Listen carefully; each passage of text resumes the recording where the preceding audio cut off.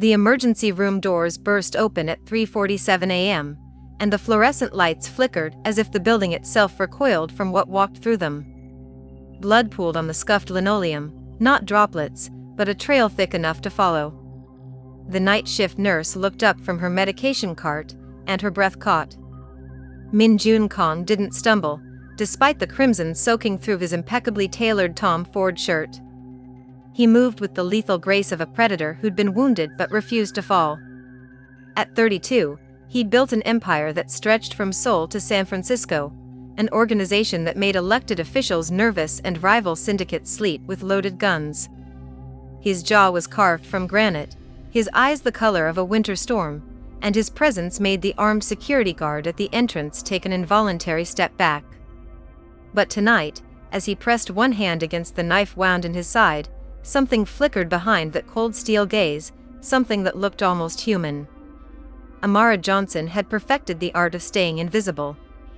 At 28, she'd already buried a husband, raised a 6-year-old son alone, and worked double shifts at Mercy General for 3 years straight. Her shoulders ached from 12-hour rotations, her 15-year-old Honda had a check engine light that had been on for 6 months, and the eviction notice taped to her apartment door gave her 15 days to produce $2,400 she didn't have. But as she moved toward the bleeding stranger with steady hands and calm eyes, there was a dignity that money couldn't buy, a strength forged in fire that made her beautiful in ways that had nothing to do with her deep mahogany skin or the natural coils she'd twisted into a hasty bun. "Sir, you need to sit down," she said, her voice steady despite the weapon she could see outlined beneath his jacket. "Now." Their eyes met across the sterile space, and the world tilted on its axis. The community hospital's ER was a symphony of suffering at 4 a.m., monitors beeping, a child crying in room 3, the perpetual hum of the vending machine with the broken coin slot. Amara had learned to navigate this chaos like a dancer who'd memorized every step. She'd already treated 2 overdoses, 1 domestic violence case she'd reported to the police, and a homeless man with pneumonia tonight. The coffee in her system was 4 hours old, her feet screamed in her worn Nikes, and her scrubs, the navy blue ones with the small bleach stain near the hem, had seen better days. But when the man with death in his eyes and blood on his hands walked into her ER, every instinct she'd honed over 8 years of nursing kicked into overdrive. Min Jun watched her approach with the clinical assessment of a man who'd survived 32 years by reading people correctly. She didn't flinch at the blood. Didn't call for backup. Didn't let her gaze linger on the unmistakable outline of the Glock 19 beneath his jacket. Instead, she grabbed gloves from the wall dispenser and moved into his space with the confidence of someone who'd forgotten to be afraid, or who'd been afraid so many times it no longer registered. "The wound is 4 inches left of your navel, penetrating at least 2 inches based on the bleeding pattern," she said, already guiding him toward the nearest exam room with hands that were gentle but firm. "You're going to need imaging, possibly surgery, and definitely antibiotics. Also, I'm legally required to report any knife wounds to the police." "Don't." The single word came out in a dangerous register, accented English wrapped around a command that most people would have obeyed without question. She met his eyes without blinking. "Then you're going to need to be very convincing about how you accidentally stabbed yourself while cooking at 4 in the morning." Something shifted in his expression, surprise, maybe, or the ghost of amusement. "Kimchi is a dangerous dish." "Apparently." She pressed gauze against the wound, and he didn't flinch. "I'm going to clean this, stitch what I can, and give you antibiotics. You'll need to see a surgeon if there's internal damage, which I suspect there is. And you're going to tell me your name, date of birth, and allergies, or I'm walking away right now and letting you bleed on my floor." Deep down, he knew he should have gone to the private surgeon he kept on retainer. The man who didn't ask questions and didn't exist in any medical database. But when the knife had slid between his ribs during the ambush in the warehouse district, when his driver had taken 3 bullets protecting him, when the nearest safe house was 15 miles away and his vision had started to blur, he'd made a calculation. This rundown community hospital with its overworked staff and minimal security was close, unexpected, and beneath the notice of his enemies. He hadn't calculated on her. Min-jun, he said, watching her hands work with practiced efficiency. 32. No allergies. He paused. You're not afraid of me. I've seen scarier things than you tonight. She irrigated the wound with saline, her touch feather-light despite the clinical precision. 3 weeks ago, a man came in here with a machete in his skull. Still conscious. Last month, a woman delivered twins in the parking lot while I directed her over the phone. You're just a man with a knife wound and bad decision-making skills. I think about what it would feel like, he murmured, the blood loss making him more honest than he'd been in years, to be someone ordinary enough to have bad decision-making skills instead of enemies with good aim. Her hands paused for just a fraction of a second. Then she continued stitching, her natural hair catching the harsh overhead light, her profile showing cheekbones that spoke of West African heritage and eyes that held stories he suddenly wanted to know. She thought she'd never see him again. She was wrong. 5 days later, Amara's shift supervisor called her into the office with an expression that meant either she was fired or something worse. The worst turned out to be a man in a charcoal gray suit holding an envelope the thickness of a small novel. Ms. Johnson, this is Mr. Park. He's here regarding your patient from last week. The man, mid-40s, Korean, with the kind of stillness that suggested military training, bowed slightly. Mr. Kong wanted me to express his gratitude. He's made a donation to the hospital in your name, and he'd like to discuss a business proposition. The envelope contained a check for $50,000 made out to Mercy General's pediatric wing. The business card was simple, embossed letters, a phone number, and the name MJK Holdings. I don't need his money, Amara said, even as her mind calculated how many shifts she could cut, how many mornings she could wake up with her son instead of leaving before dawn. He said you would say that. Mr. Park produced a second, smaller envelope. This is for you personally. He insists it's simply repaying a debt. He wanted me to tell you, I always repay my debts. Inside was a cashier's check for $10,000 and a handwritten note in surprisingly elegant script. Dinner? I promise not to bleed on you this time. MJK she shouldn't have called. She had a 6-year-old son to think about, a life to protect, and every instinct screaming that men who showed up bleeding at 4 a.m. with expensive guns were not men who led to happy endings. But the eviction notice was now 10 days old, and Terrence needed new shoes, and her car had started making a grinding noise that suggested the transmission was preparing to die. She called. The car that arrived at her apartment 3 days later was not a car in any normal sense. The black Mercedes S-Class had tinted windows so dark they were illegal in 3 states, interior that smelled of leather and money, and a partition that rose with a whisper of German engineering. The driver, another man with military posture and a weapon she could sense rather than see, held the door with white-gloved hands. Min-jun waited for her at a restaurant she'd passed 1,000 times but never imagined entering.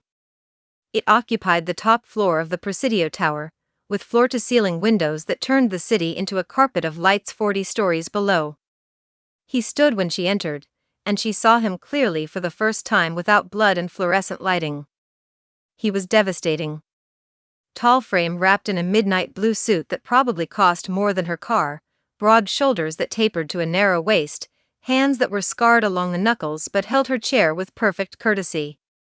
The scar along his left cheekbone, the one she'd noticed in the ER, cut through his face like punctuation, making him look dangerous and beautiful in equal measure. You came, he said, and there was something in his voice that suggested he hadn't been certain. You donated $50,000 to my hospital's pediatric wing. She sat, hyper-aware of her department store dress against the silk and diamonds glittering on other women in the room. That buys you dinner and an explanation of basic wound care. Nothing else. I don't want anything else. He signaled the sommelier with a subtle gesture. Tonight, I just want to know the woman who kept her hand steady while I bled and told me kimchi was dangerous. Over the next 2 hours, she learned things that should have sent her running. He owned businesses, import-export, he said with a twist of his lips that suggested he knew she was too smart to believe it. He'd come to San Francisco from Seoul 12 years ago with nothing but connections and ambition. He employed over 300 people. He had enemies. Plural. Powerful ones. You're used to people obeying you without question, she said, accepting the wine she couldn't pronounce but that tasted like velvet and midnight. Yes. No deflection. No charming lie. You carry a gun everywhere. Yes. The knife wound, someone tried to kill you. Yes. His jaw clenched. Someone who won't try again. Because you killed them first. The silence stretched between them like a blade. Around them, the restaurant hummed with the conversations of people who lived in a different world, a softer world where violence was something that happened on TV screens.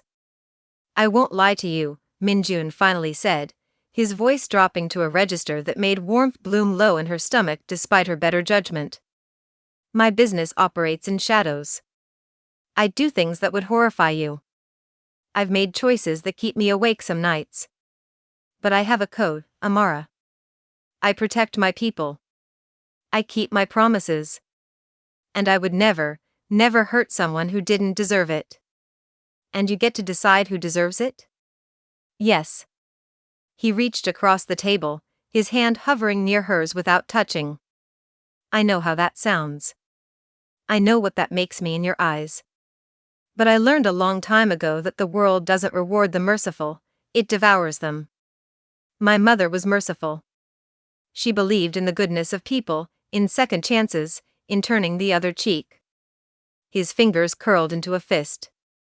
She died believing that, and the men who killed her never faced justice because the system protected them. Amara looked at his hand, at the scars that told stories of violence given and received, at the tension in his knuckles, at the Swiss watch that probably cost more than her annual salary.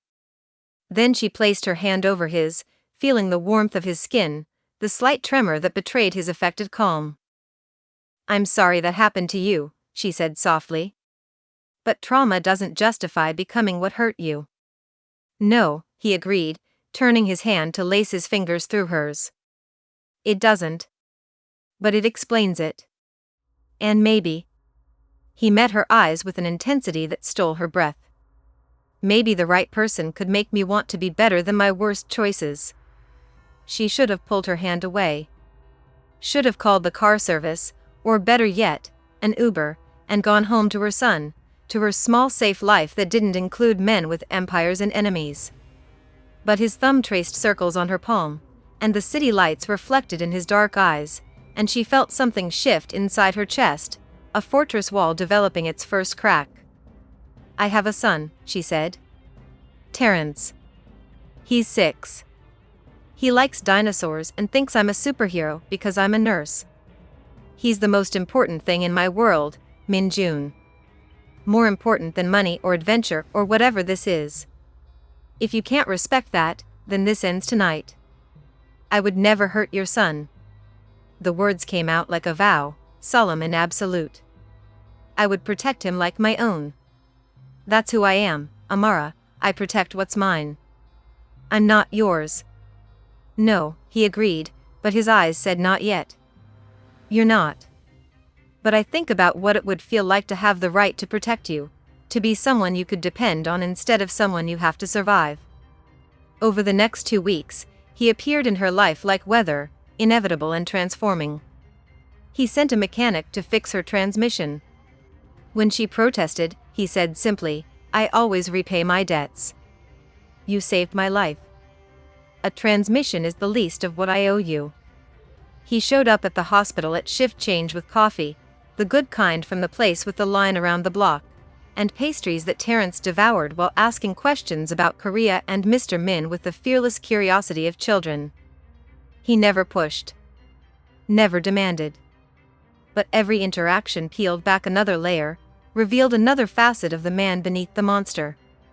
The night she invited him to her apartment, a decision born of exhaustion and loneliness and the dangerous warmth that bloomed whenever he looked at her like she was the answer to a question he'd been asking his whole life, something shifted in that moment between them.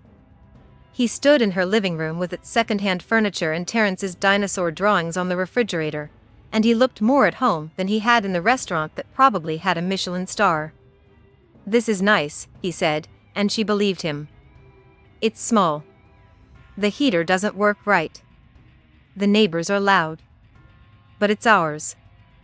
Home isn't about the space, Amara. It's about who's in it." He touched a drawing of what might have been a T-Rex or possibly a dog. "This is beautiful." She was falling, and there was no safety net. But maybe, just maybe, there didn't need to be. The unraveling began with a phone call at 2 a.m. on a Tuesday. Amara's phone, the one with the cracked screen she'd been meaning to replace for 8 months, lit up with an unknown number. She almost didn't answer. Terrence was asleep in the next room. She had a shift in 5 hours, and nothing good happened at 2 a.m. But something, instinct, fate, the universe's cruel sense of humor, made her answer. "Ms. Johnson?" A woman's voice, efficient and cold. "This is Channel 7 News.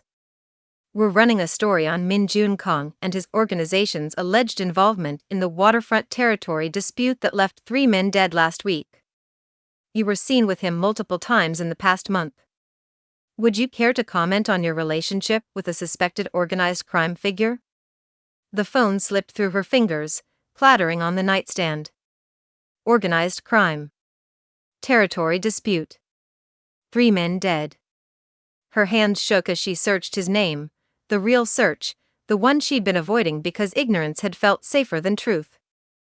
The results painted a picture in blood and shadow. Kong Syndicate controls Pacific Rim smuggling routes.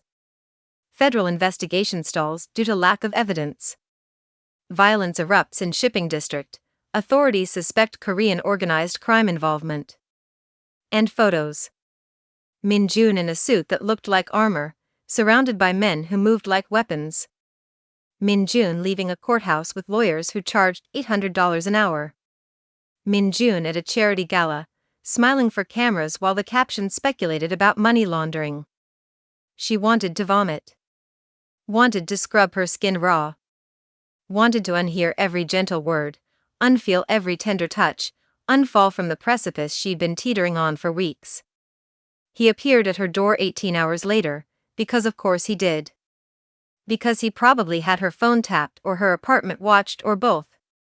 The man who knocked was the same one who'd held her hand over wine and promised to protect her son, but now she saw the monster the media described, the criminal, the killer, the lie she'd been telling herself wasn't true. "Let me explain," he said, and his voice was raw in a way she'd never heard. "Explain what?" "That you're exactly what I was afraid you were? That I've been introducing my son to a man who," her voice cracked. 3 men died, Min Jun. 3. They came to my warehouse armed with automatic weapons and in order to kill everyone inside. He stepped into her apartment without permission, and she saw the muscle working in his jaw, the cold rage that made him terrifying and magnetic in equal measure. My people, mechanics, accountants, drivers who have children and mortgages, were working late. Those 3 men would have massacred them to send me a message. So yes, Amara. I killed them. And I'd do it again. Who are you really? She backed away from him, wrapping her arms around herself like she could hold the pieces together through sheer will. I'm what you might call a criminal. The words fell between them like stones. I facilitate movement of goods that governments have decided should be illegal. I employ people that society has thrown away. I enforce contracts that the legal system won't touch. And when someone threatens my people, I respond with overwhelming force because mercy is interpreted as weakness in my world. He took a step closer, his eyes burning with an intensity that pinned her in place. But I have never hurt an innocent person. Never taken what wasn't offered or owed. Never broken a promise or abandoned someone under my protection. You're a mobster.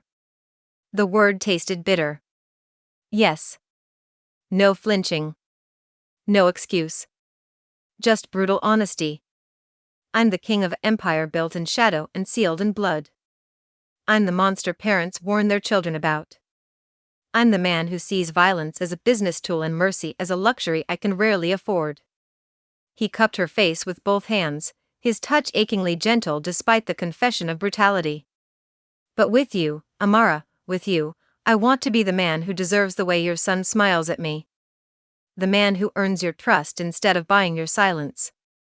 The man who makes you feel safe instead of afraid. Tears tracked down her cheeks, hot and shameful and inevitable. I have a son. I can't bring this darkness into his life. He's already lost his father. I can't make him lose his innocence too. Then I'll stay away.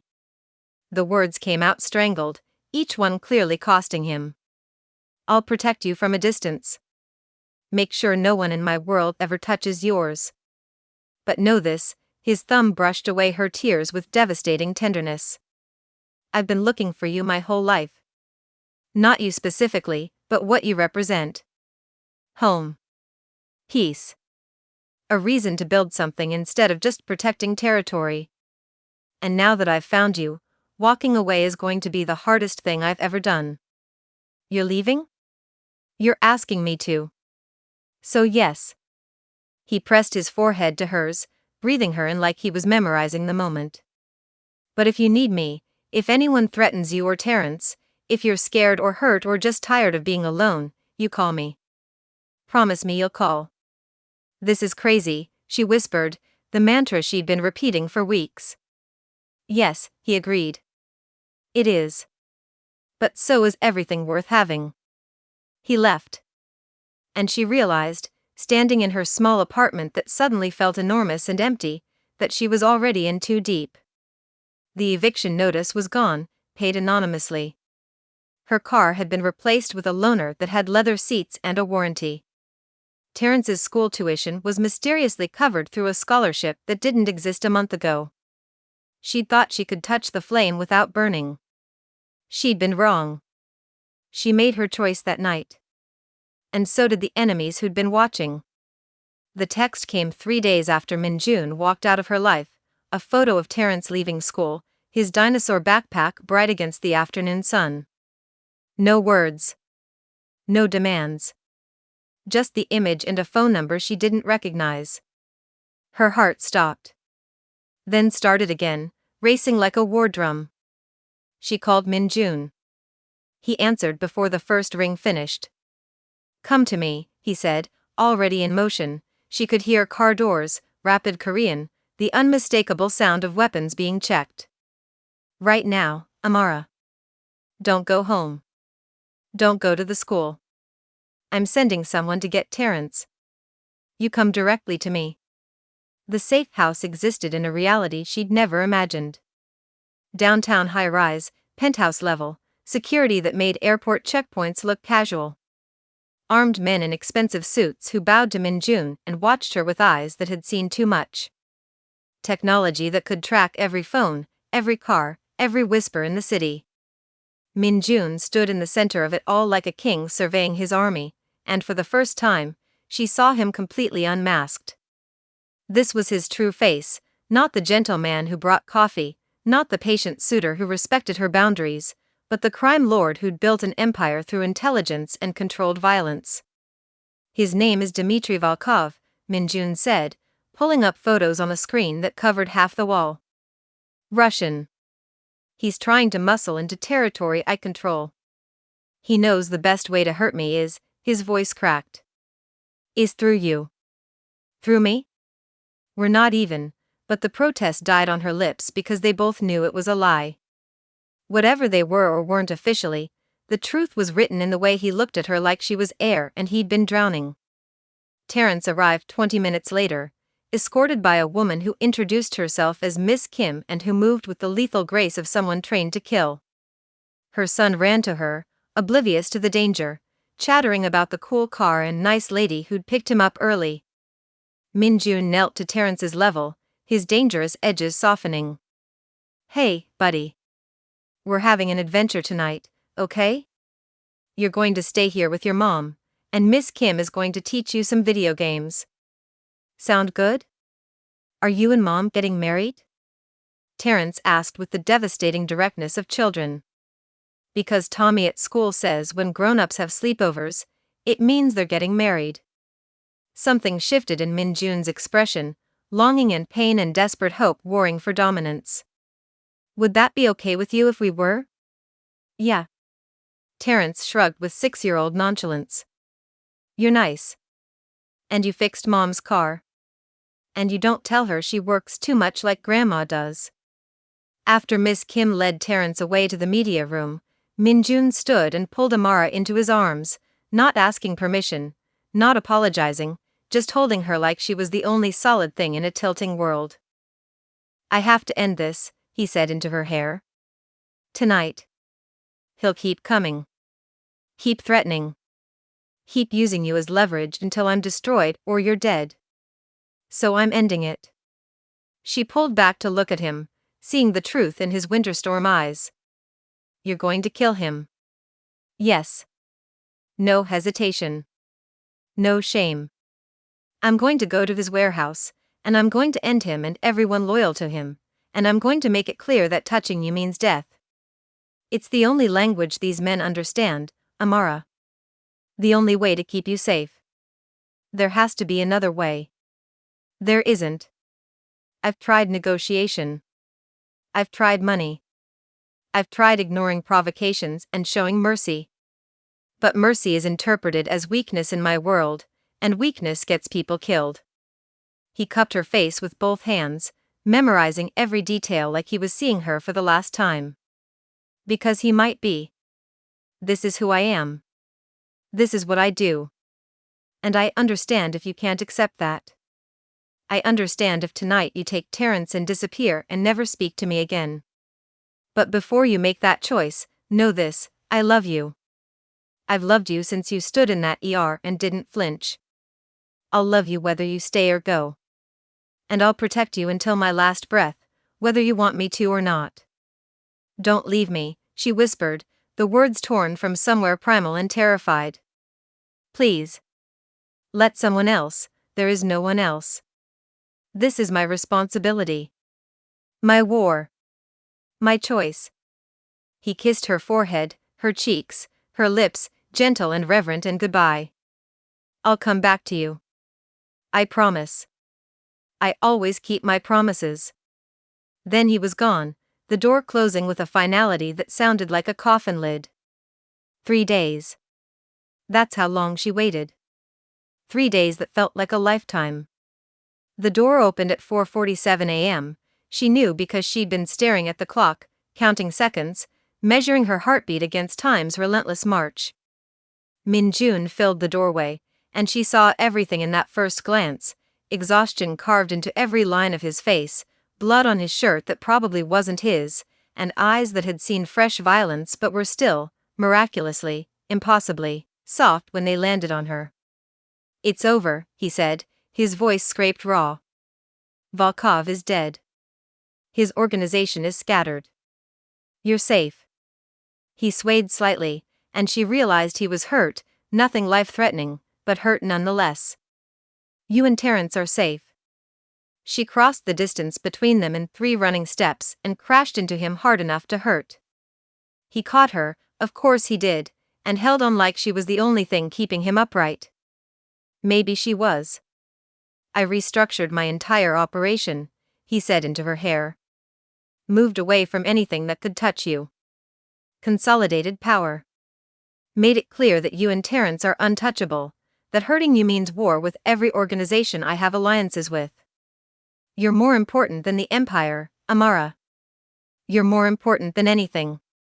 She pulled back to look at him, seeing the truth written in blood and shadow and desperate sincerity.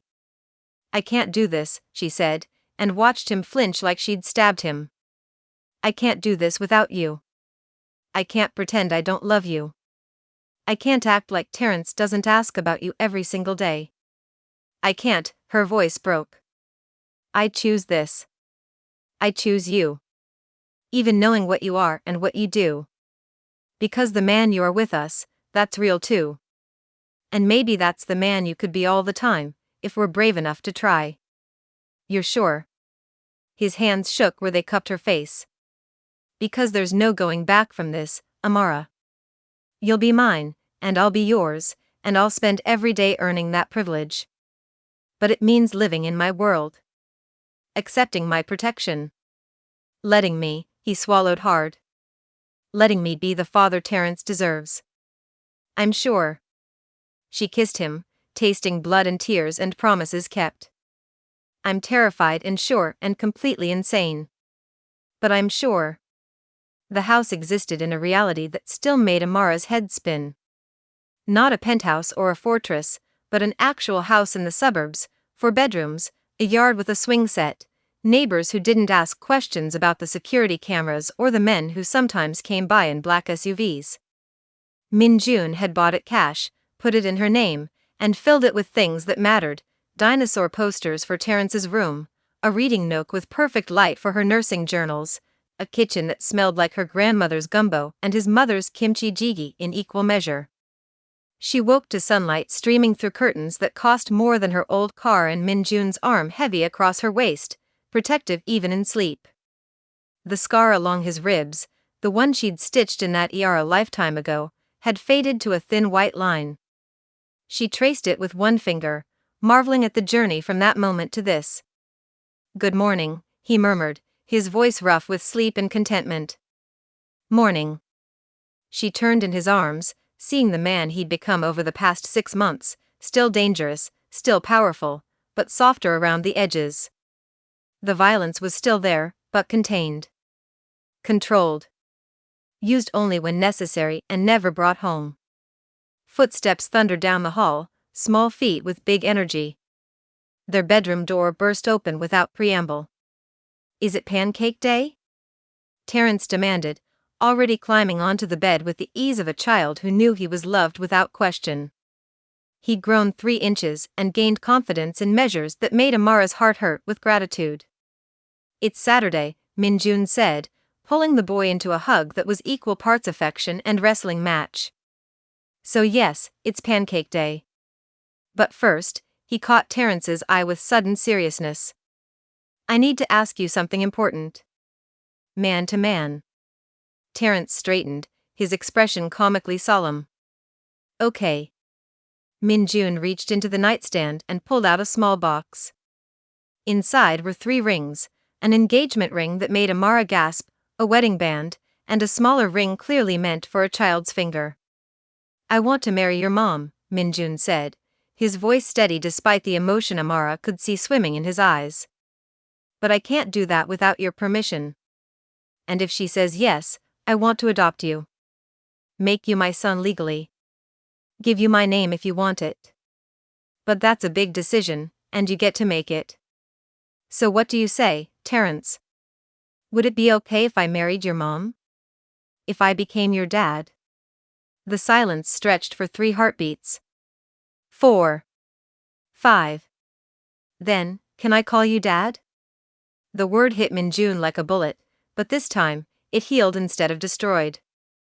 Amara watched her dangerous, powerful, criminal man crumble with emotion, pulling her son, their son, into his arms and holding on like he'd finally found what he'd been searching for his entire life. "You can call me Dad," he managed, his voice wrecked. "You can call me anything you want, as long as you know I'll be there. Always. That's what dads do, they show up. And I promise you, Terrence, I will show up every single day for the rest of my life." Later, after pancakes and sticky syrup hugs and Terrence running outside to play with the new puppy Min-jun had coincidentally brought home yesterday, Amara stood at the kitchen window watching her son, their son, laugh with pure joy. Min-jun wrapped his arms around her from behind, his chin resting on her shoulder, his hands settling over her still flat stomach where a secret was growing that she hadn't told him yet. Soon. She'd tell him soon. 6 months ago, she said softly, I was about to be evicted. My car was dying. I was drowning in bills and exhaustion and the belief that this was all my life would ever be. And then you walked into my ER bleeding and dangerous and completely wrong for me. Best bad decision you ever made? His lips curved against her neck. Best everything I ever made. She turned in his arms, seeing the man who'd kept every promise, who'd restructured his empire to keep them safe, who'd learned to be gentle without losing his strength. I love you, Minjun Kong. My criminal. My protector. My home. I love you, Amara Kong, he corrected gently, slipping the ring onto her finger where it caught the morning light and threw rainbows across their kitchen. Because you're going to marry me, and take my name, and let me spend the rest of my life proving I'm worthy of what you've given me. She thought about that night in the ER when a bleeding stranger had walked into her life and tilted her world on its axis. Thought about the choice to call him, to have dinner, to fall despite every logical reason not to. Thought about the moment she'd chosen love over fear, partnership over safety, this beautiful, complicated, terrifying man over the small, safe life she'd been clinging to. Best investment of her life. As Terrence's laughter carried through the open window, and Minjun's arms held her close, and their future grew secret and certain beneath her heart, she knew with absolute certainty, they were exactly where they were supposed to be. And she wouldn't change a single moment of the journey that had brought them here.